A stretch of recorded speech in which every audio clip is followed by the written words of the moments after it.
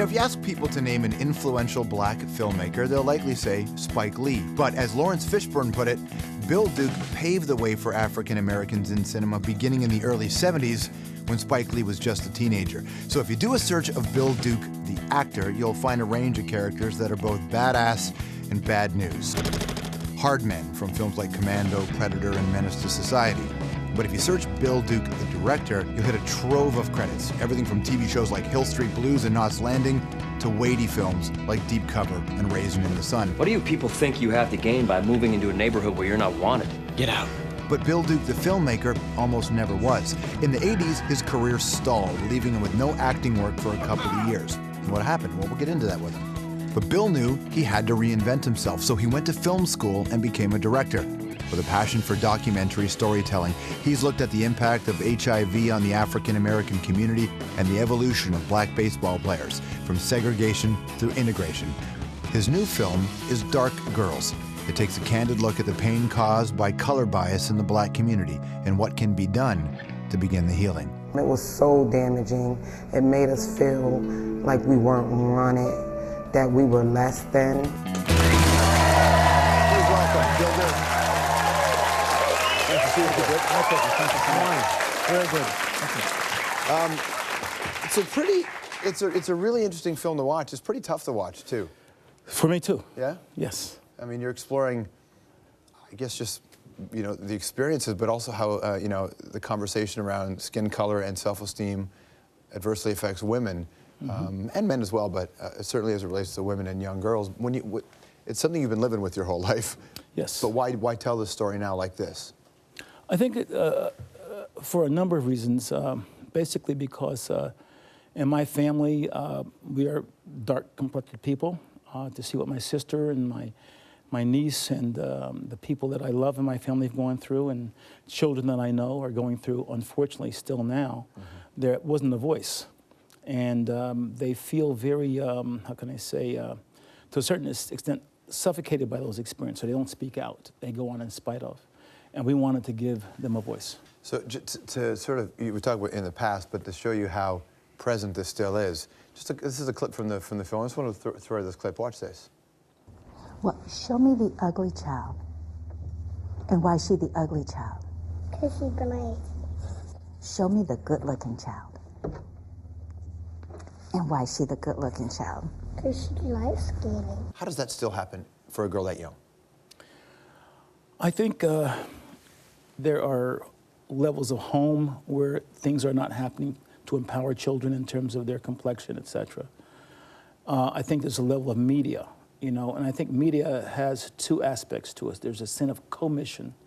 When you see negativity that looks like you, whether it's a gangster or a bad person or it's a hooker or whatever it is, it's your skin complexion. But then there's a sin of omission. Whenever there is something holistic, positive, whenever there is something that is beautiful, you're not there. Right. And so it's a little more insidious in terms of its impact, but no matter what your parents are telling you at home, if you can repeatedly see, whether it's a magazine, a newscaster, or a program or a movie, and you're not there, it says something about you on another level. How did the color of your skin affect your roles? The only leading men at the time when I was coming up were Sidney Poitier. Brock Peters had some leading roles. But outside of those men, early on, we were bad guys or thugs or whatever. You've sort of taken a bit of a break from acting over the last few years. Yes. Conscious choice? Yeah, I'm a lot more selective now. And as I get older, the roles don't come in the same way, of course. But at the same time, I'm focusing on leveraging my career in different directions. I just finished doing a 3D short for Sony, and I'm getting into virtual worlds and games and other things because the business is going from the movie business to the media business. Yeah. And T.S. Eliot said old men ought to be explorers, so I'm trying my best to do that. To be an explorer. Yes. That's a great place to go, isn't it? Trying my best. There's a lot of pressure, though, when you do something for a long time to keep doing it, because one can become accustomed to, you know, getting a job, going to do a movie. It's a nice life. I really feel fortunate. I don't want to retire.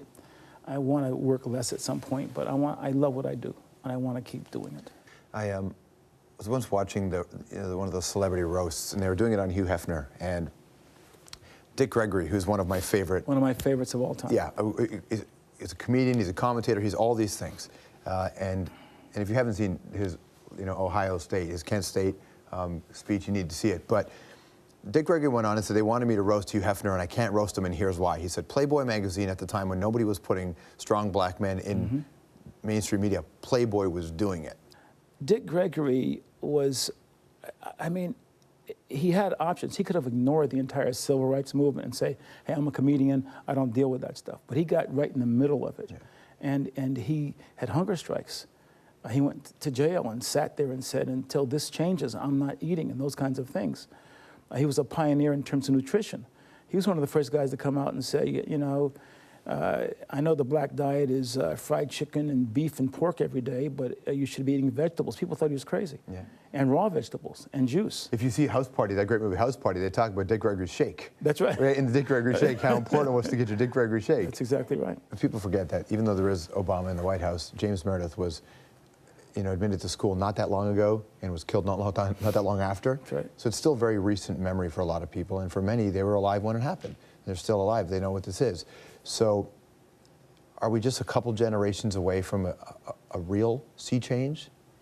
I think intellectually, to a certain extent with Mr. Obama's election, that people see the possibility of things. But in terms of a living experiential level of things, I think it's going to take some time. And you still travel in America now. It's not legal segregation. There's not a lot of communities mixing. It's still pretty segregated. Well, in a way, Mr. Obama's done a lot for a lot of things, but there are a lot of people reacting to his election in a way that it puts us in compartments of not only beliefs, and we feel safer now in our own little shells. And I think that is not good. I hope that we can see beyond skin color at some point and ethnicities, because we as a generation need to leave something better to the kids that come after us in terms of the healing of this earth, the healing of our spirits, and the healing of each other. And I'm not trying to be just philosophical. I feel it's urgent.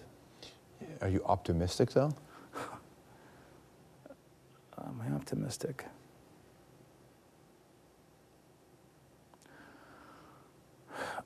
I'm not a cynic. I will say to you honestly, the problem does not frighten me. Us not addressing it is what really frightens me. Good to see you. Thanks for coming in. Thank you, my friend. I really appreciate that. Great week, everybody. Dark Girls is the name of the film. We'll be right back.